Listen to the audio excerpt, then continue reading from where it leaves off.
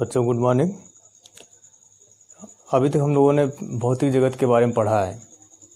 जो आपका अध्याय फर्स्ट था, तो उस फर्स्ट लेसन में हम लोगों ने भौतिक जगत के बारे में जितनी भी घटनाएं होने वाली थी उसको, और फिर आपके इस यांत्रिकी में जो कक्षा 11 में आपको पढ़ना है, पूरे फर्स्ट और सेकंड पेपर मिलाकर, उसके बारे में हमने जाना है। फिर कुछ लास्ट में कंजर्वेशन लॉज के बारे में पढ़ा था। देखिए, हम लोग शुरुआत से ही पढ़ रहे हैं कि जो हमारा भौतिक विज्ञान है वह एक प्रकार का प्रकृति और प्राकृतिक घटनाओं से जुड़ा हुआ विज्ञान है। अर्थात भौतिकी जो है वह प्रकृति और प्राकृतिक घटनाओं के बारे में अध्ययन कराता है।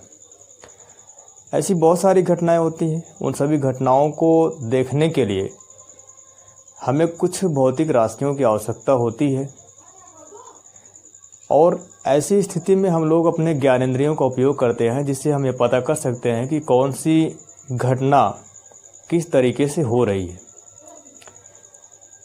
अर्थात हम इस तरीके का एक प्रकार का तुलनात्मक अध्ययन करते हैं, और इस तुलनात्मक अध्ययन में हम यह पता करते हैं कि उस घटना का मुख्य कारण क्या है और किस वजह से उस घटना का वह घटना जो है घटित हुई है।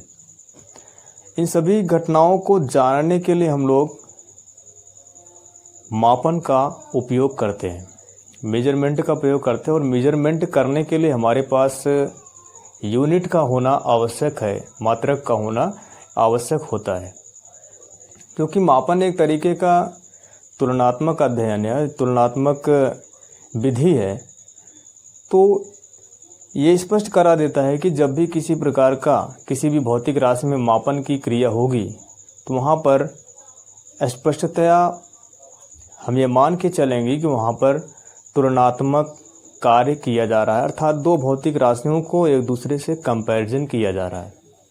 ठीक है, तो हमारा जो दूसरा अध्याय है उसका नाम है मात्रक तथा मापन, यूनिट्स एंड मेजरमेंट।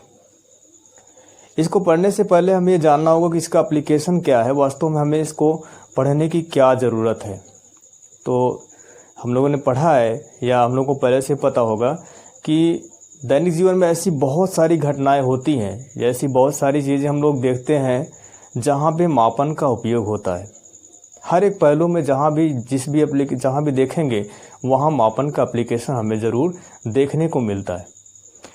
कई जगहों पे ऐसा होता है कि मापन करने से पहले ही हम लोग उसका तुलनात्मक अध्ययन कर लेते हैं। जैसे अगर हमें दो वस्तुओं को दे दिया जाए जिसकी साइज कुछ का बड़ा हो और दूसरी वस्तु का छोटा हो, तो हम स्पष्टतः देख कर ये बता सकते हैं कि अमुक वस्तु की साइज जो है, आकृति या आकार बड़ा है और दूसरी वस्तु की छोटी है। ऐसी स्थिति में तो हम ज्ञानेंद्रियों का उपयोग करके बिल्कुल सही तरीके से बता सकते हैं कि इन दोनों वस्तुओं में क्या क्या डिफरेंस है, अर्थात उसका कंपैरिजन हम आसानी से कर सकते हैं। लेकिन अगर ऐसी कोई सिचुएशन आए कि दो वस्तुओं के साइज में बहुत ही माइनर डिफरेंस हो, बहुत कम डिफरेंस हो, तो ऐसी स्थिति में हम क्या करेंगे? कैसे हम पता लगा पाएंगे कि उनमें डिफरेंस है कि नहीं है? क्योंकि ऐसे हम देख कर तो नहीं बता सकते कि उस वस्तु में किसी प्रकार का डिफरेंस है या नहीं है। ठीक है, तो इस तरीके से उसके लिए हमें क्या करना पड़ेगा? एक मापन पद्धति का उपयोग करना पड़ता है, और मापन पद्धति में हम उस प्रकार से देखेंगे कि वहाँ पर दोनों वस्तुओं का कंपैरिजन करने के लिए एक यूनिट का भी उपयोग करते हैं। यहाँ पे एक उदाहरण लिया जाए, जैसे अगर हम मान लें कि दो वस्तुएं हमें ऐसी दे दी गई हैं जिनकी लंबाइयाँ क्रमशः 10.1 सेंटीमीटर एंड 10.0 सेंटीमीटर है। तो ऐसे देखकर तो हम इन दोनों वस्तुओं को नहीं बता पाएंगे कि वास्तव में इन दोनों में किसी प्रकार का डिफरेंस है। ऐसे देखने पर लगेगा कि इनमें किसी प्रकार का अंतर नहीं है, लेकिन जब इसको पैमाने पर मापा जाएगा, उस यूनिट से मापेंगे, उनका कंपैरिजन करेंगे उस मूल मात्रक से, या जो हमारा स्टैंडर्ड मात्रक होगा, ये स्टैंडर्ड यूनिट होगा, मानक मात्रक होगा, तो हमें देखने पर पता चलेगा कि इन दोनों वस्तुओं में 0.1 का डिफरेंस आ रहा है। अर्थात हम उसके मानक मात्रक से तुलना करके ये पता कर पाते हैं कि वास्तव में उसके लंबाई में डिफरेंस पाया गया है। इस प्रकार से ये क्लियर होता है कि मापन एक प्रकार का तुलनात्मक अध्ययन है, जिसमें दो वस्तुओं या किसी वस्तु का हम उसके मानक मात्रक से तुलना करते हैं और उसकी स्पष्ट क्या वैल्यू है उसको हम पता लगा सकते हैं। दैनिक जीवन में जितनी भौतिक राशि के हम मापन करते हैं, जिसका हम मापन करने के बाद उसको आंकिक अंक प्राप्त कर सकें, उसका एक मानक मात्रक हो, उसको हम प्रत्यक्ष या अप्रत्यक्ष रूप से मापन कर सकते हों, ऐसी सभी राशियों को हम भौतिक राशियां कहते हैं। क्योंकि किसी भी क्वांटिटी का मापन करने से पहले हमें जानना जरूरी है कि भौतिक राशि क्या होती है। तो भौतिक का मतलब आपको पहले से पता है, जो चीज़ें हमें दिखाई पड़ रही हैं, जिसके बारे में हमें मापन करना हो या उसके बारे में उसके मानक मात्रक से तुलना करना होगा, वे सभी राशियाँ भौतिक राशियों के अंतर्गत आती हैं। बात यहाँ पर आती है कि कौन सी ऐसी बहुत सी राशियाँ होंगी जिसको हम प्रत्यक्ष रूप से मेजरमेंट कर सकते हैं, जैसे किसी भी इस बोर्ड के लंबाई को या फिर इसकी विड्थ चौड़ाई को हम आसानी से मीटर पैमाने पर या सेंटीमीटर पैमाने पर माप सकते हैं, जो कि एक डायरेक्ट मेथड है, एक प्रत्यक्ष विधि है। लेकिन ऐसी बहुत सी जगहें होती है, बहुत ऐसे एक्सपेरिमेंट, बहुत से ऐसे केसेस आएंगे जिसमें हम अप्रत्यक्ष रूप से भी मापन करते हैं। जैसे अगर हमें कहा जाए कि पृथ्वी से चंद्रमा के बीच की दूरी कितनी होगी, ये कन्फर्म करने के लिए हमें क्या करना होगा? क्या कोई वहाँ तक जाएगा, कोई पृथ्वी से चंद्रमा तक जाए और उसके बीच की दूरी को मेजरमेंट कर लाए, उसको मेजर कर लाए? वास्तव में कितना दूरी होगा इसके बीच का? कोई ऐसा तो हो नहीं सकता, ऐसा संभव नहीं है। इसके लिए हम क्या करते हैं, कुछ इनडायरेक्ट मेथड का भी प्रयोग करते हैं। अर्थात कुछ ऐसे केसेस आते हैं जिनमें हम उस भौतिक राशि का मापन अप्रत्यक्ष विधि से करते हैं। अर्थात ये स्पष्ट होता है कि ऐसी सभी राशियां जिनका हम प्रत्यक्ष या अप्रत्यक्ष रूप से मापन कर सकते हैं, वे भौतिक राशियां कहलाती हैं। जिनका कुछ आंकिक मान हो, जिनका एक व्यक्तिगत मात्रक हो, अपना मात्रक हो, स्टैंडर्ड यूनिट हो, उन सभी राशियों को हम कहते हैं भौतिक राशियां। तो क्योंकि देखिए, जिसका मापन करना है उसको तो जानना सबसे ज़्यादा इम्पोर्टेंट है। सबसे पहले उसी को जानेंगे, उसके आगे फिर हम इस मात्रक और मापन की बात करेंगे। क्योंकि जिसके बारे में जानना है उसको हमें सबसे पहले जानना है। वो कौन सी चीज़ है? वो है भौतिक राशियाँ, या इसको कहते हैं फिजिकल क्वांटिटीज। भौतिक राशियाँ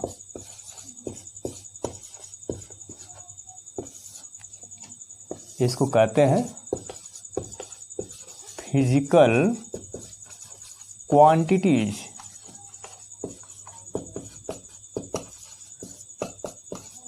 फिजिकल क्वांटिटीज भौतिक राशियाँ कौन सी राशियाँ होती हैं? ऐसी राशियाँ जिनका हम प्रत्यक्ष अथवा अप्रत्यक्ष रूप से मापन कर सकते हो। ऐसी बहुत सारी क्वांटिटीज आती हैं जिसमें लंबाई, द्रव्यमान, समय, ताप, बहुत सारी चीज़ें आएंगी जिसको हम प्रत्यक्ष या फिर अप्रत्यक्ष रूप से मापन कर सकते हैं, जिनका एक मात्रक होगा, उनके एक न्यूमेरिकल वैल्यू भी प्राप्त होगी, हमें आंकिक मान भी मिलेगा। वे सभी क्वांटिटीज आपकी फिजिकल क्वांटिटीज कहलाती हैं, भौतिक राशियाँ कहलाती हैं। ठीक है, इसके आगे बात आती है कि ये सभी फिजिकल क्वांटिटीज तो हैं जिसके बारे में हमें पढ़ना है, लेकिन इनके बारे में क्या पढ़ना है, क्या करना है? तो इसका जवाब हमें मिलता है कि उनका हमें मेजरमेंट करना है, मापन करना है। मापन किसके द्वारा करना है? सबसे इम्पॉर्टेंट चीज़ है, तो उसके लिए हमारा एप्लीकेशन है मात्रक का। अब हर एक फिजिकल क्वांटिटी को मापने के लिए अलग अलग तरीके का मात्रक होता है। ऐसी बहुत सारी फिजिकल क्वांटिटीज हमारे पास आ जाएंगी, लेकिन सभी को मापने के लिए अलग अलग मात्रकों को बनाने की व्यवस्था हमारे पास है, जो सरलतम विधि का उपयोग करके हम लोग बना सकते हैं। तो सबसे पहले हम यहाँ पे बात करते हैं कि मापन क्या है। मापन या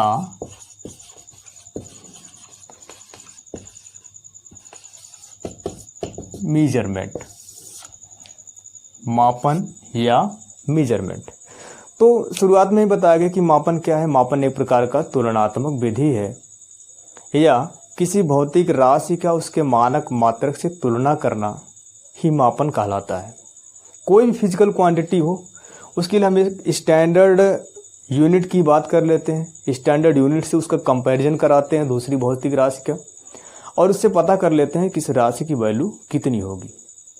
तो मापन को कई तरीके से कहा जा सकता है या फिर जैसे हम साधारण तरीके से गांवों का एग्जांपल लें जो विलेज में देखने को मिलता है, जैसे आपका भौतिक तुला या फिर तराजू की बात कर लें, गांव की बात कर रहे हैं तो तराजू में क्या होता है, उसमें एक दंड होता है और उसके दोनों किनारे पर दो पलड़े लगे होते हैं।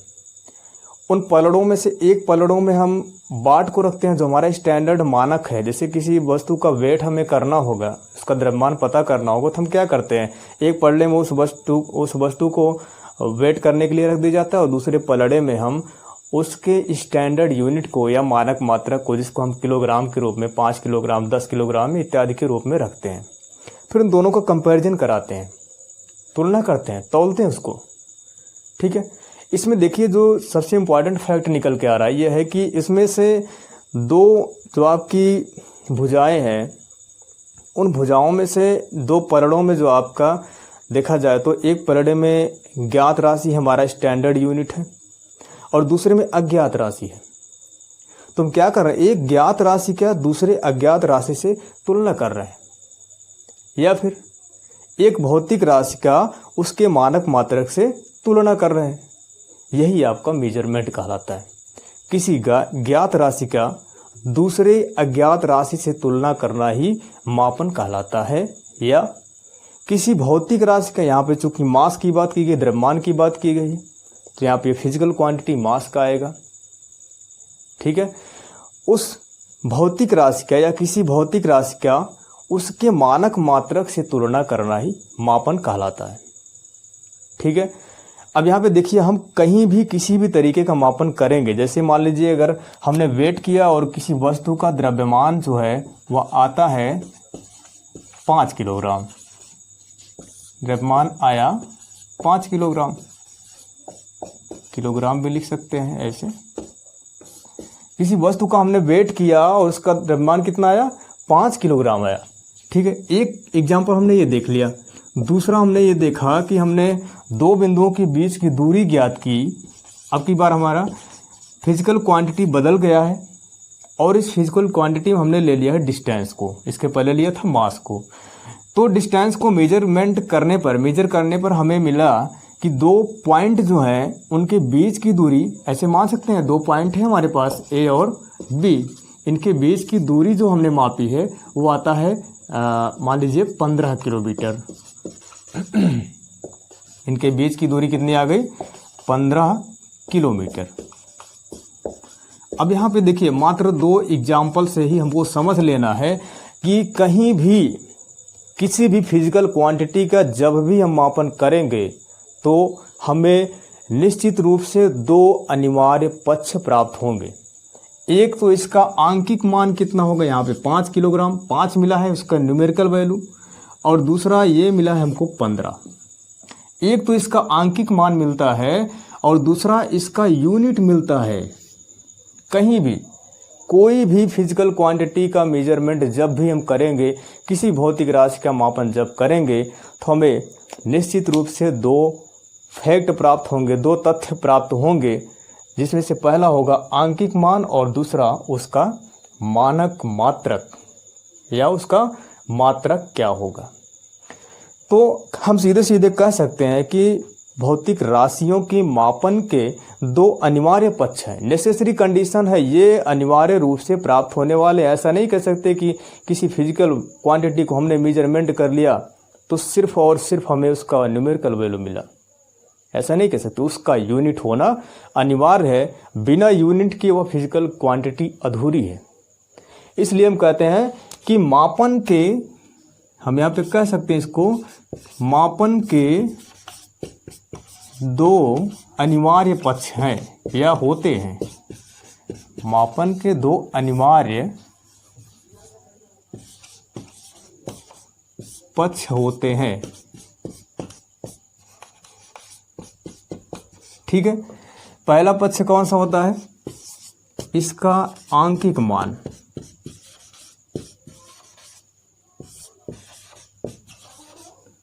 और दूसरा पक्ष होता है मानक मात्रक, मानक मात्रक, ठीक है। तो इसके पहले पक्ष की हम बात कर लें कि पहला क्या है, आंकिक मान क्या होता है। बहुत ही ईजी है, कोई परेशानी नहीं होगी, आसानी से समझ सकते हैं आप लोग। आंकिक मान क्या होता है, आंकिक मान को हम लोग कहते हैं न्यूमेरिकल वैल्यू। आंकिक मान क्या होता है, न्यूमेरिकल वैल्यू होता है।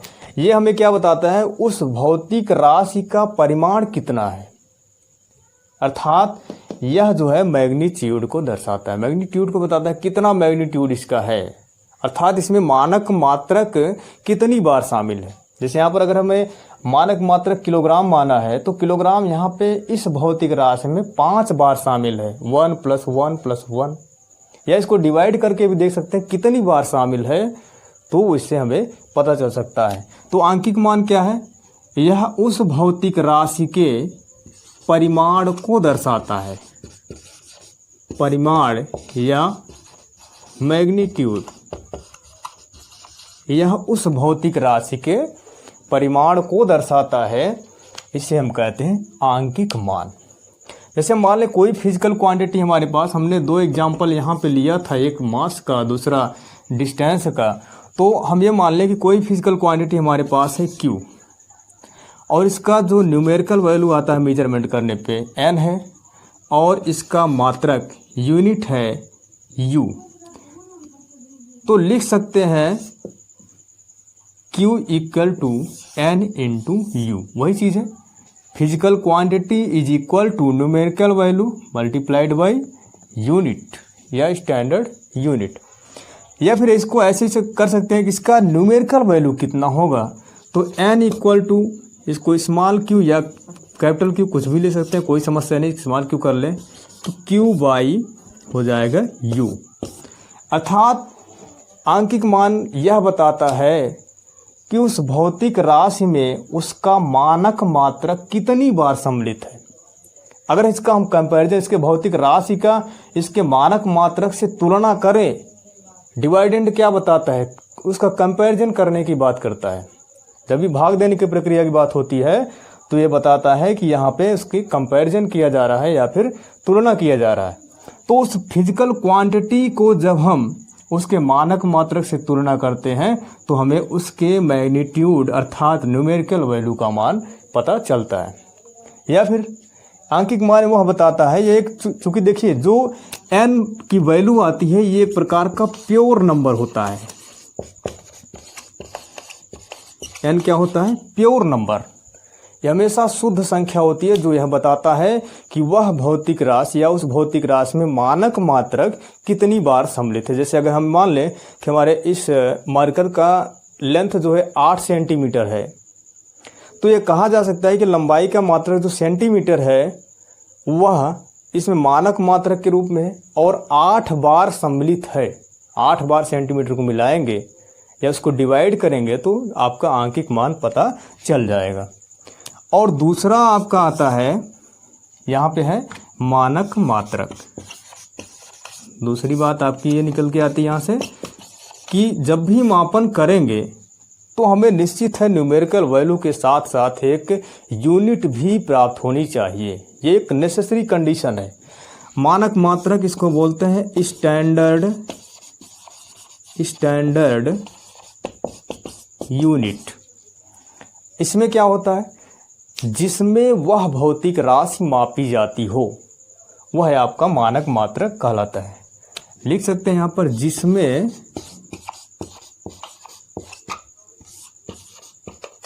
वह भौतिक राशि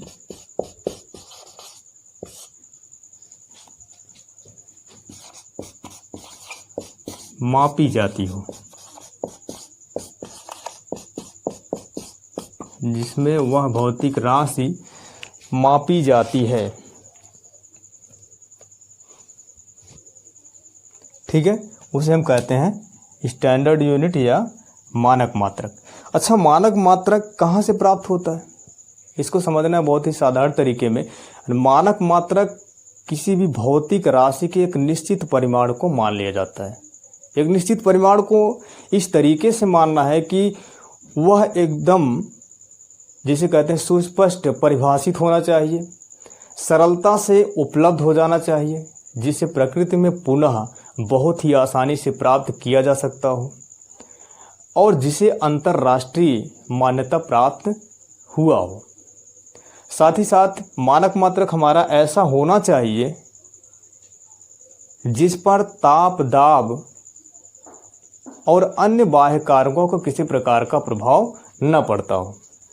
तो इस तरीके से मापन के दो अनिवार्य पक्षों की बात की गई है। एक तो हमारा न्यूमेरिकल वैल्यू होता है और दूसरा है यहाँ पर स्टैंडर्ड यूनिट। न्यूमेरिकल वैल्यू आपके मैग्नीट्यूड को दर्शाता है और आपका स्टैंडर्ड यूनिट होता है वह भौतिक राशि किस में मापी जा रही है, या उस भौतिक राशि के एक निश्चित परिमाण को आपका मानक मात्रक कहते हैं, जिसमें वह भौतिक राशि मापी जाती है।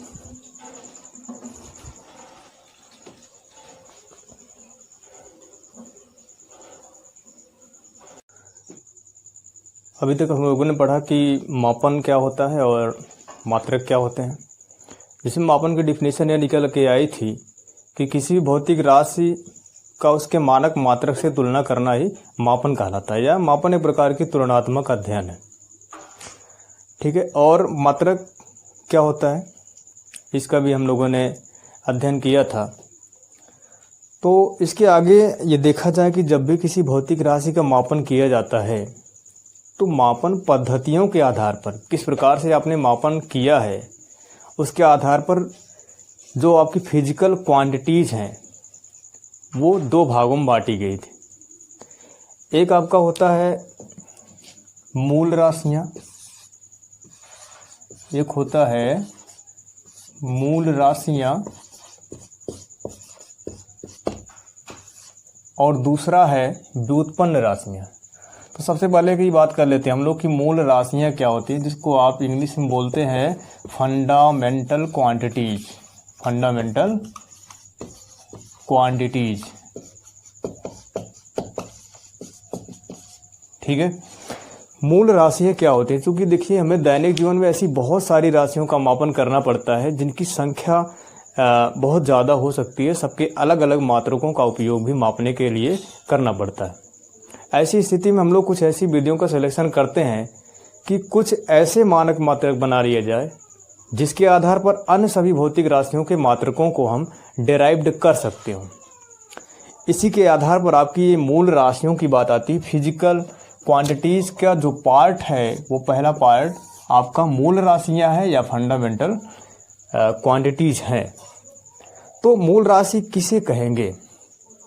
ये ऐसी राशियां होती हैं जो एक दूसरे से पूर्णतः स्वतंत्र हों और जिन्हें एक दूसरे के टर्म्स में या पदों में व्यक्त नहीं किया जा सकता है। इन सभी राशियों को कहते हैं मूल राशियां या फंडामेंटल क्वांटिटीज।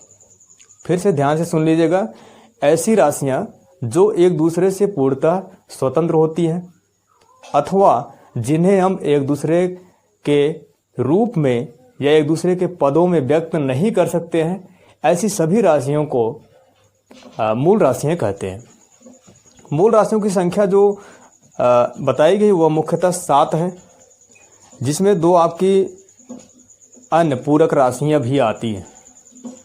तो इस प्रकार से कुल मिलाकर जो फंडामेंटल क्वांटिटीज़ हैं उनकी संख्या जो आती है कुल मिलाकर 9 हो जाती है। लेकिन तो भौतिक राशियों को मुख्यतः 2 पार्टों में डिवाइड किया गया है, जिसमें आपका पहला था मूल राशियां और मूल राशियों के मापन में प्रयुक्त होने वाले मूल मात्रक। मूल राशियों की डेफिनेशन आपको बताई गई कि ये ऐसी राशियां होती हैं जो एक दूसरे से पूर्णतः स्वतंत्र हों और जिन्हें एक दूसरे के टर्म्स में या पदों में व्यक्त नहीं किया जा सकता है। ऐसी सभी राशियों को मूल राशियां कहते हैं और इनके मापन में प्रयुक्त होने वाले मात्रकों को मूल मात्रक कहा जाता है। मूल राशियों की संख्या आपको 7 बताई गई है। लंबाई, द्रव्यमान, समय, ताप, वैद्युत धारा, ज्योति तीव्रता, पदार्थ की मात्रा। ठीक है, तो इस तरीके से 7 मूल राशियां और 2 पूरक राशियां कोण और घन कोण को मिलाकर कुल मूल राशियों की संख्या जो बनती है वह 9 बनती है। तो इसके मूल राशियां कौन कौन सी हैं, उनके मात्रक कौन कौन से हैं, पूरक राशियां कौन कौन सी हैं, उनके मात्रक कौन से होंगे, इसके बारे में हम लोग चर्चा कर लेते हैं। तो यहाँ पे लिख लिया जाए मूल राशियां, मूल राशियां और इनके सिंबल यहाँ पे दर्शाया जाए। यह फंडामेंटल क्वांटिटीज,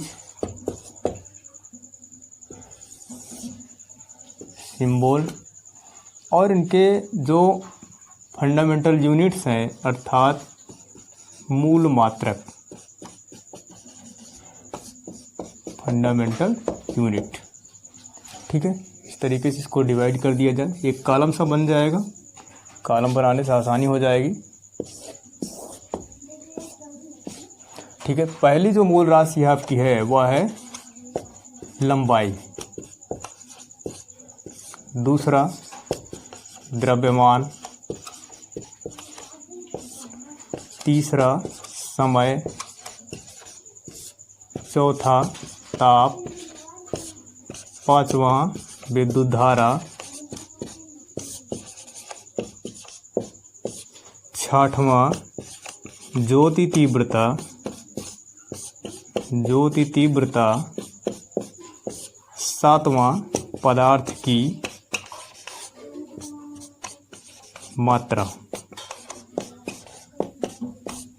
ठीक है, ये 7 मूल राशियां हैं। इनके सिंबल को यहाँ दिखाया जा सकता है। लंबाई, लंबाई को आप मीटर में मापते हैं। लंबाई का मात्रक सबसे पहले लिख लिया जाए, मीटर मूल मात्रक। द्रव्यमान का किलोग्राम, द्रव्यमान का किलोग्राम। समय का सेकंड। ताप का केल्विन, केल्विन। और विद्युत धारा का एम्पियर, विद्युत धारा का हो गया एम्पियर। ज्योति तीव्रता का होता है कैंडिला, कैंडिला लुमिनस इंटेंसिटी का। और पदार्थ की मात्रा का मूल मात्रक होता है मोल। अब इन्हीं मात्रकों को, जो मात्रक हमें इस फंडामेंटल क्वांटिटीज़ के मिले हैं, इनको सिंबल के रूप में भी लिखा जा सकता है। जैसे मीटर को स्मॉल m से लिखते हैं मीटर, किलोग्राम के को लिखेंगे kg से, सेकंड को लिखेंगे s से, केल्विन को लिखेंगे k से, एम्पियर को a से, कैंडिला को cd से, और पदार्थ की मात्रा मोल को MOLE से। इसके अलावा 2 हमारे पास पूरक राशियां भी होती हैं जो आपने बताया गया है। इसको नोट कर सकते हैं आप लोग, आसानी से नोट कर लीजिएगा। तो इसके आगे बताया जाए, 2 पूरक राशियां होती हैं जिनके 2 पूरक मात्रक भी होंगे। उन राशियों को क्रमशः कहा गया है कोण और घन कोण। तो यहाँ पे लिख सकते हैं पूरक राशियां, पूरक राशियां, जिसमें आपका पहला होता है पूरक राशियों में कोण। ये राशि है और इसका जो मात्रक होगा वो होगा, कोण का मात्रक पता ही होगा, रेडियन। और दूसरा है घन कोण, जिसका मात्रक होता है स्टेरेडियन। इन दोनों में मेजर डिफरेंस ये है कि जो हमारा एंगल होगा वो 2 समतलों के बीच का एंगल होगा, और जो घन कोण होता है वो किसी भी एरिया वेक्टर के द्वारा बनाया गया एंगल होता है। इसी रूम में भी किसी बहुत से बड़े से एरिया की बात कर ले, उसके द्वारा किसी एक सेंटर पे बना जो एंगल बनता है वो आपका इस घन कोण के अंतर्गत आता है। ये एंगल इस तरीके से बने। ठीक है, कोई भी एंगल लिखा जा सकता है, ओमेगा डी ओमेगा के रूप में लिखते हैं इसको हम लोग। तो इस तरीके से 2 सप्लीमेंट्री जो कम्प्लीमेंट्री भी कहा जा सकता है, पूरक राशियाँ हैं, पूरक राशियाँ कोण और घन कोण है, और इसके पहले हम लोगों ने उसके बारे में पढ़ा है। ठीक है, इसके आगे हम लोगों का आता है व्युत्पन्न राशियाँ क्या होती हैं। व्युत्पन्न राशियाँ, तो ये ऐसी राशियाँ होती हैं जो मूल राशियों की सहायता से प्राप्त की गई हो। व्युत्पन्न राशियाँ, या इसको बोलते हैं डेराइव्ड क्वांटिटी। डेराइव्ड क्वांटिटी, ठीक है। व्युत्पन्न राशियाँ क्या होती हैं? वे राशियाँ जो मूल राशियों की सहायता से प्राप्त की जाती हो, ऐसी सभी राशियों को मूल व्युत्पन्न राशियाँ कहते हैं, और इनके मापन में प्रयुक्त होने वाले मात्रकों को व्युत्पन्न मात्रक कहा जाता है। अच्छा, यहाँ पर ध्यान देने वाली बात यह है कि जैसे वहाँ पे कहा गया कि मूल राशियाँ एक दूसरे से पूर्णतः स्वतंत्र होती हैं, इसका क्या तात्पर्य हुआ? ठीक है, इसको समझ लिया जाए यहाँ पे साइड में। तो इसका मतलब ये हुआ कि जैसे हमने 3 की बात कर ली कि लंबाई, द्रव्यमान और समय, लेंथ, मास और टाइम, 3 की बात किया है। अगर हम मान लें कि किसी भी 2 बिंदु के बीच की दूरी का मापन कर लिया गया, डिस्टेंस का मेजरमेंट कर लिया, और डिस्टेंस जो हमारा आता है वो 10 किलोमीटर आता है। दूसरा, हमने किसी वस्तु के मास का मेजरमेंट किया, मापन किया, तो उसका जो द्रव्यमान आया वो आ गया 20 kg, और टाइम का भी मापन कर लिया मान लीजिए, और मिलता हमको 30 सेकंड या मिनट में। ठीक है, अब ये हमारे फंडामेंटल क्वांटिटीज़ हैं, फंडामेंटल यूनिट्स इसमें है, और इनमें न्यूमेरिकल वैल्यू सब में है। तो इसका मतलब इसमें मापन का कार्य हुआ है जिसमें हमें न्यूमेरिकल वैल्यू मिला हो, यूनिट मिला हो, numerical value, unit, numerical value और यूनिट। यहाँ पे देखा जाए, चूँकि उसमें कहा गया है मूल राशियों में कि ये एक दूसरे से पूर्णतः स्वतंत्र होती हैं। स्वतंत्र होने का मतलब क्या है? अगर हम कहें कि किसी वस्तु की दूरी या किन्हीं 2 बिंदुओं के बीच की दूरी, क्या हम ये कह सकते हैं किन्हीं 2 बिंदुओं के बीच की दूरी 10 किलोग्राम है? नहीं, कभी नहीं कह सकते। या ऐसा भी नहीं कह सकते कि जो किसी वस्तु का द्रव्यमान हमने मेजर किया है वो 30 सेकंड है, कभी नहीं। इसका मतलब ये हुआ कि ये एक दूसरे से पूर्णतः स्वतंत्र हैं। हम कभी भी टाइम को मास के रूप में, मास को टाइम के रूप में, लेंथ को मास के रूप में, ठीक है, इस तरीके से कर नहीं सकते हैं। इसलिए उसमें कहा गया है कि ये एक दूसरे से पूर्णतः स्वतंत्र होती हैं, जबकि इनकी सहायता से जो राशियाँ प्राप्त होती उन्हें हम कहते हैं व्युत्पन्न राशियाँ। जैसे एग्जाम्पल लिया जाए, एग्जाम्पल में पहला हम बात करें क्षेत्रफल की, तो क्षेत्रफल बराबर होता है लंबाई गुणे चौड़ाई, ये होता है ना। लंबाई का मेजरमेंट किस में करते हैं हम लोग? मीटर में। ठीक है, इस रूम की लंबाई मापना होगा, हम मीटर में माप लेंगे। इसकी विड्थ को मापना हो, चौड़ाई को मापना हो, उसको किस में मापेंगे? वही सिस्टम होगा, सेम यूनिट का प्रयोग करेंगे, और हमें एक नए मात्रक का डेरिवेशन प्राप्त हो जाता है, वो होता है मीटर स्क्वायर। क्षेत्रफल की बात हो गई। अगर हम वॉल्यूम की बात कर लें, एरिया के बाद वॉल्यूम, आयतन, तो ये होता है लंबाई गुणे चौड़ाई और गुणे ऊंचाई। ठीक है, लंबाई का मात्रक जो होगा मीटर, चौड़ाई का मात्रक मीटर, और ऊंचाई का मात्रक भी मीटर होगा, सेम यूनिट में करने पर। इस तरीके से ये हो जाएगा, हमें एक नया फिजिकल यूनिट मिल जाएगा, मीटर क्यूब। ऐसी बहुत सारी क्वांटिटीज हम डिराइव कर सकते हैं, जिसमें 2 हो गया। तीसरे की बात कर लें हम, डेंसिटी की बात कर लें, या जिसको हम बोलते हैं घनत्व। D बराबर m/v, अर्थात द्रव्यमान बटे आयतन, द्रव्यमान बटे आयतन। द्रव्यमान का मापन किस में करते हैं हम लोग? किलोग्राम पे, यहाँ पे लिखेंगे किलोग्राम, बटे में आयतन का मापन मीटर क्यूब, हो गया किलोग्राम, किलोग्राम प्रति मीटर क्यूब।